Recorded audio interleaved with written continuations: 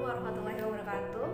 Halo teman-teman, balik lagi bareng saya Fendi Arfianti dengan NIM 20050706065.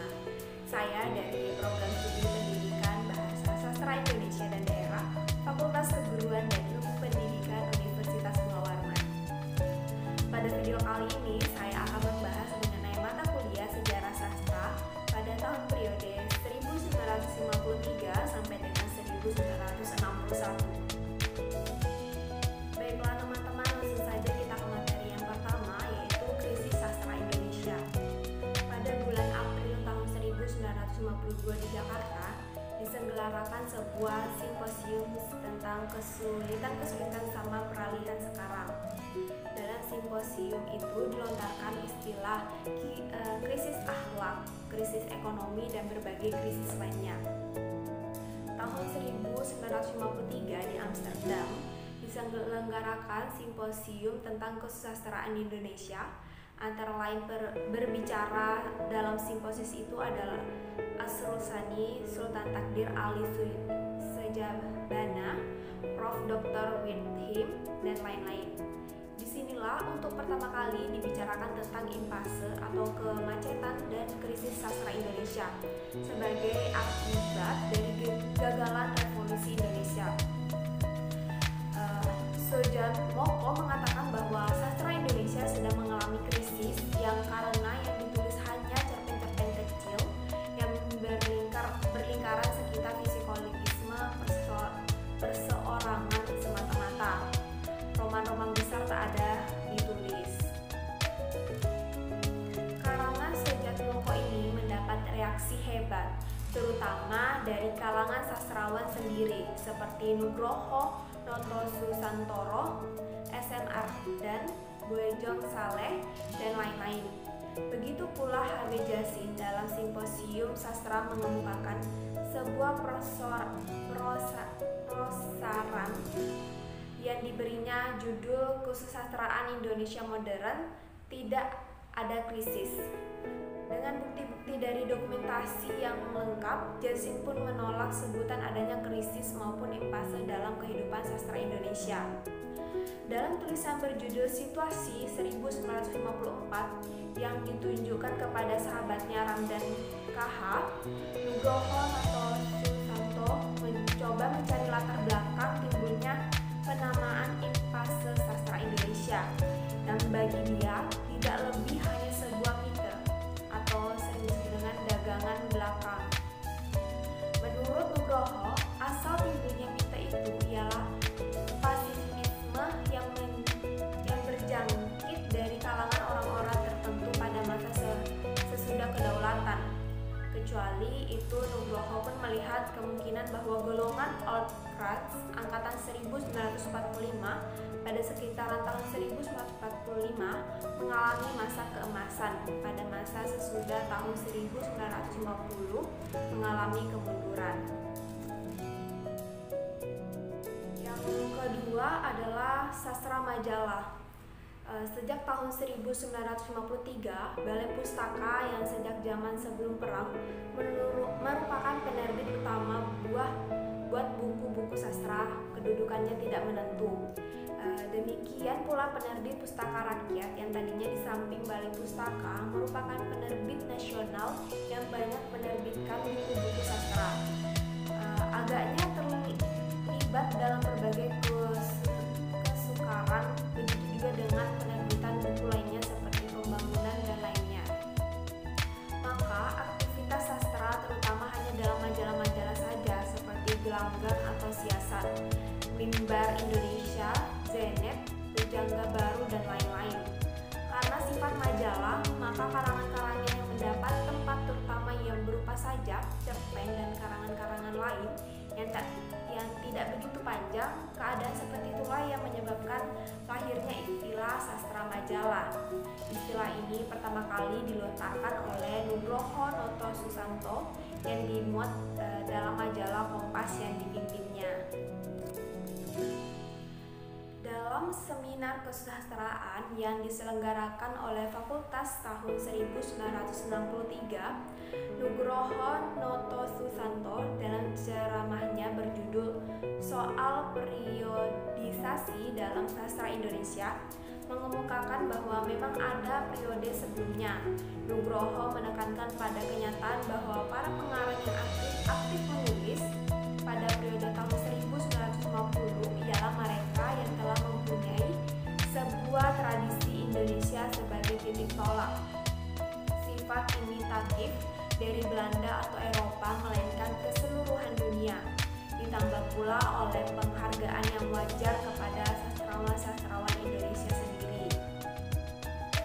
Berbeda dengan para pengarang Pujangga Baru dan Angkatan 45, para pengarang periode 50 ini lebih menitik beratkan pada penciptaan. Hal ini berhubungan juga tentu dengan kurangnya pengetahuan mereka pada saat itu. Baru kemudian setelah berkesempatan menambah pengetahuan pula, mereka menumbuhkan cita-cita dan kehadirannya. Beberapa pengarang. Yang pertama ada Nugroho Notosusanto.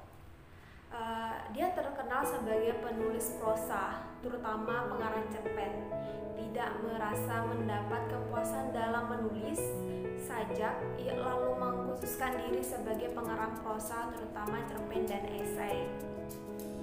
Pengarang kelahiran Rembang 15 Juli 1930 ini sampai sekarang telah menerbitkan 3 buah kumpulan cerpen. Kumpulan cerpennya yang pertama ialah Hujan Kepadian pada tahun 1958, kemudian disusul oleh 3 Kota pada tahun 1959. Kumpulan cerpen yang ketiga berjudul Rasa Sajange pada tahun 1963, yang antara lain membuat cerpennya yang paling berhasil berjudul Jembatan. Setelah penerbitan ketiga buku itu, Nugroho lebih mencurahkan perhatiannya kepada penulisan-penulisan ilmiah dan sejarah. Nugroho dikenal sebagai penulis esai. Nugroho salah seorang di antara yang muda-muda ketika itu yang banyak menulis esai yang mencoba menyalami situasi zamannya, terutama tentang sastra dan kebudayaan. Ia merupakan salah seorang pengambil inisiatif untuk mengadakan simposium sastra Fakultas Sastra Universitas Indonesia Jakarta tahun 1953 yang kemudian dijadikan tradisi tahunan sampai dengan tahun 1958. Ia sendiri pada simposium tahun 1957 menjadi salah seorang pemerasaran yang mengemukakan tentang cerita pendek. Yang kedua ada A.A. Nafis. A.A. Nafis lebih tepat digolongkan kepada angkatan 45. Dia lahir di Padang Panjang pada 17 November 1924. Ia baru muncul dalam gelanggang sastra Indonesia pada tahun 1955, yaitu ketika ia mengumumkan cerpennya yang pertama yang sekaligus menjadi terkenal berjudul Robohnya Suara Kami. Cerpen ini kemudian diterbitkan bersama-sama dengan beberapa buah cerpen lain dengan judul Robohnya Surai Kami pada tahun 1956. Kumpulan cerpen Nafis yang lain ialah Hujan Panas pada tahun 1964 dan Biak Lala pada tahun 1964. Pada umumnya cerpen-cerpen Nafis padat dan mempunyai latar belakang sosial psikologis yang luas. Nafis banyak mengkritik orang-orang yang melakukan syariat agama Islam secara membuta dan taklid saja, karena menurut dia Islam harus dihayati secara rasional dan penuh peri kemanusiaan. Kecuali menulis cerpen, Nafis pun telah menulis sebuah roman berjudul Kemarau pada tahun 1967. Yang ketiga ada Trisno Yuwono. Beliau lahir di Yogyakarta 5 Desember pada tahun 1926. Beliau mulai menulis cerpen-cerpen picisan pada tahun 50-an awal. Kumpulan cerpennya yang pertama yaitu Laki-laki dan Mesiu pada tahun 1957 mendapat hadiah sastra nasional dari BMKN tahun 1957 sampai dengan 1958. Cerpen-cerpen Trisno Yuwono menarik karena ia melukiskan manusia dalam situasinya, lengkap dengan ketakutan, nafsu birahi, kelemahan dan kekuatannya. Kumpulan cerpennya yang kedua berjudul Angin Laut pada tahun 1958 tidak begitu meyakinkan. Kumpulan cerpen yang berikutnya berjudul Di Medan Perang pada tahun 1961 nilainya lebih baik, terutama cerpen Di Medan Perang yang dijadikan judul kumpulan ini sangat kuat dan mengesankan. Tak kelirulah kalau cerpen ini juga dianggap sebagai cerpennya terakhir ialah Kisah-kisah Revolusi pada tahun 1965. Salah sebuah cerpen yang dimuat Laki-laki dan Mesiu kemudian dikerjakannya menjadi sebuah roman. Judulnya sama dengan judul roman cerpen asalnya, yaitu Pagar Kawat Berduri pada tahun 1962. Roman ini dibuat film oleh Asrul Sani sebagai sutradara, dan roman ini telah pula menyebabkan Trisno Yuwono mendapatkan hadiah sastra Yami. Adapun para pengarang lain diantaranya ada Trijono Pratikto, SM Ardan, Sukanto SA, Alex A. Sander Leo, dan Bokor Hutafuhut. Adapun beberapa penyair, yang pertama ada Toto Sudarto Bahtiar yang lahir di Paliman, Cirebon tanggal 12 Oktober tahun 1929, telah mulai mengumumkan sajak-sajaknya sekitaran tahun 1950. Sajaknya yang terkenal yaitu Ibu Kota Senja ditulisnya pada tahun 1951. Sebagian besar sajak-sajaknya telah dikumpulkan dan diterbitkan menjadi 2 buah buku, masing-masing berjudul Suara pada tahun 1956 dan Eksa pada tahun 1958. Kumpulan sajak 1950 sampai dengan 1955 telah menyebabkan penyairnya mendapat hadiah sastra nasional dari BMKN sebagai penyair terbaik tahun 1955 sampai dengan 1956. Sebagai penyair, ia senantiasa merindukan kemerdekaan yang disebutnya tanah air dan laut semua suara, dan tanah air penyair dan penggembara tentang kemerdekaan. Lalu yang kedua ada W.S. Rendra. Nama lengkapnya adalah Willibrodus Surendra Broto, yang lahir di Solo tanggal 7 November pada tahun 1953. Ia adalah penyair Indonesia terpenting pada masa ini. Sajak-sajaknya yang permula tampak pengaruh nyanyian-nyanyian dolanan kanak-kanak Jawa dan pengaruh penyair Spanyol Federico Garcia pada tahun 1899 sampai dengan 1936, yang pada tahun-tahun itu banyak diterjemahkan oleh Asrul Sani dan Ramdan KH.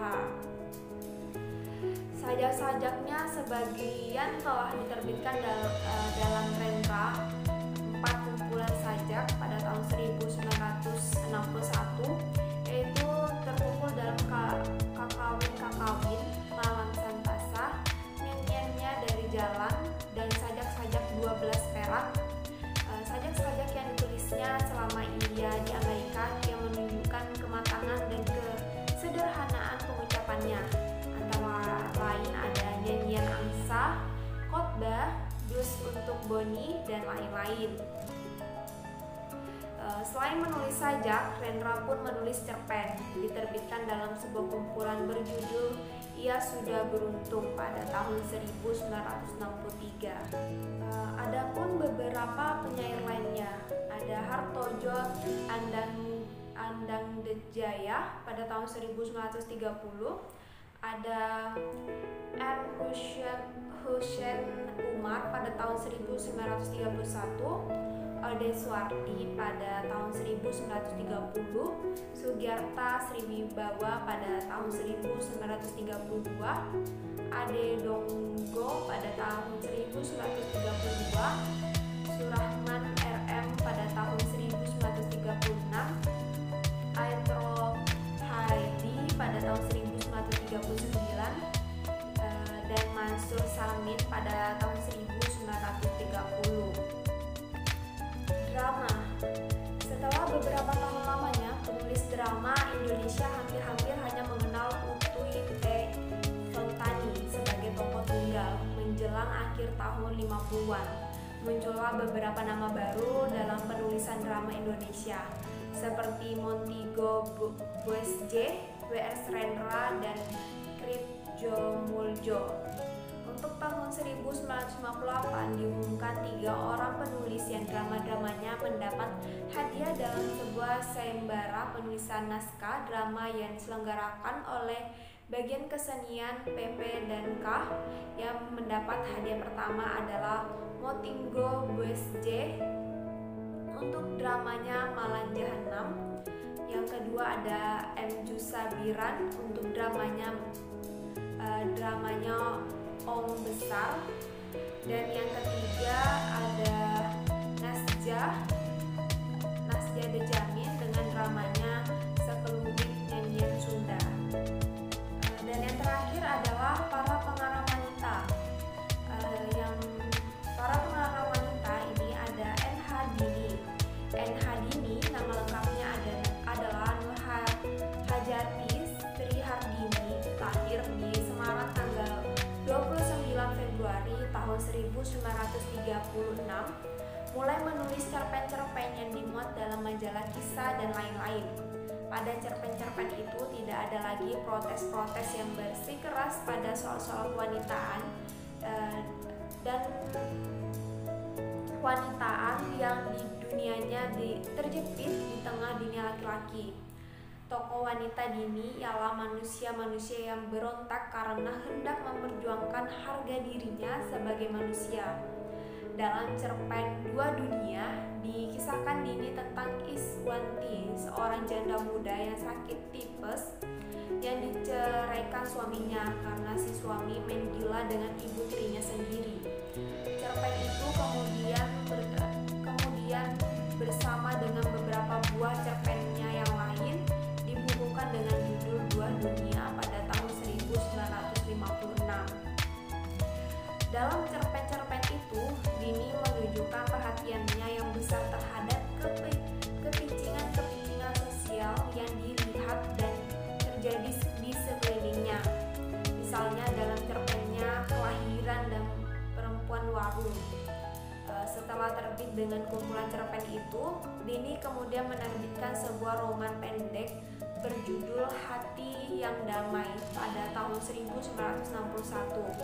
Ceritanya tentang seorang istri penerbang yang ketika suaminya mendapat kecelakaan lalu terlibat dalam cinta segi empat hingga akhir ia menemukan kedamaian dan keluasan hati suaminya.